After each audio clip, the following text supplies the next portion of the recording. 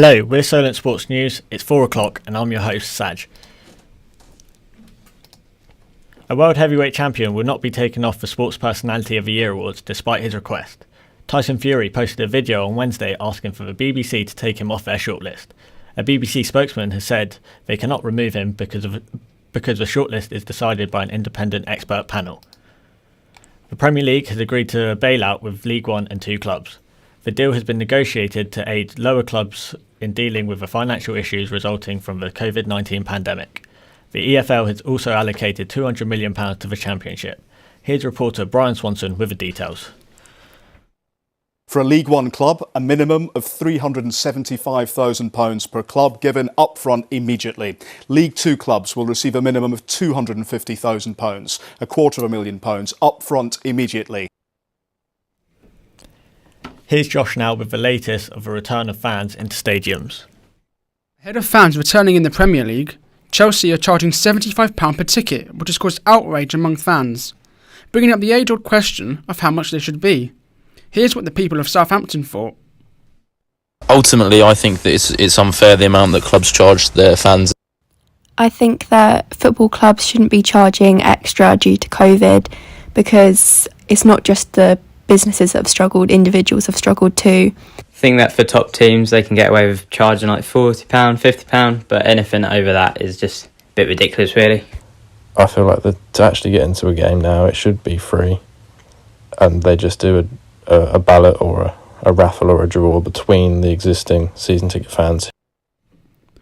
Despite the anger, one thing we can all say for certain is that it's great to be back in stadiums. The Premier League will see fans for the first time this weekend, but Arsenal fans will return to the Emirates for the first time tonight. Come back at 5 o'clock for a preview of tonight's Europa League games. After 8 months, fans finally have been allowed to return to footballing action last night. A League Two clash between Carlisle United and Salford City was the first game to feature spectators since COVID-19 regulations were put into place. Carlisle were victorious in front of their home supporters in an exciting 2-1 win. The FIA have launched a formal investigation into Romain Grosjean's frightening crash at Bahrain Grand Prix last weekend. The Frenchman was lucky to escape with just minor burns and bruising in a scary moment for those watching on. The FIA say it could be 6 to 8 weeks before the findings will be published. The reigning NBA champions have agreed to terms with veteran star LeBron James. The 4-time MVP is set to sign a new 2-year deal worth $85 million with the LA Lakers after he led them to the championship back in October. The Lakers are also finalising a deal with Anthony Davis worth $190 million over 5 years. An NFL commentator has offended women across the US while commentating the Steelers vs Ravens on Sunday. Chris Collinsworth has told a story suggesting that women are less capable of asking critical questions about American football. He has said that he was very surprised when a group of women had real knowledge of the sport. The draw for the PDC World Darts Championships have been announced.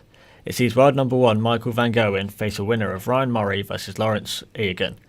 Last year's champion Peter Wright looks to defend his title and will face the winner of Steve West and Amit Glitwala in the second round following a bye in the first.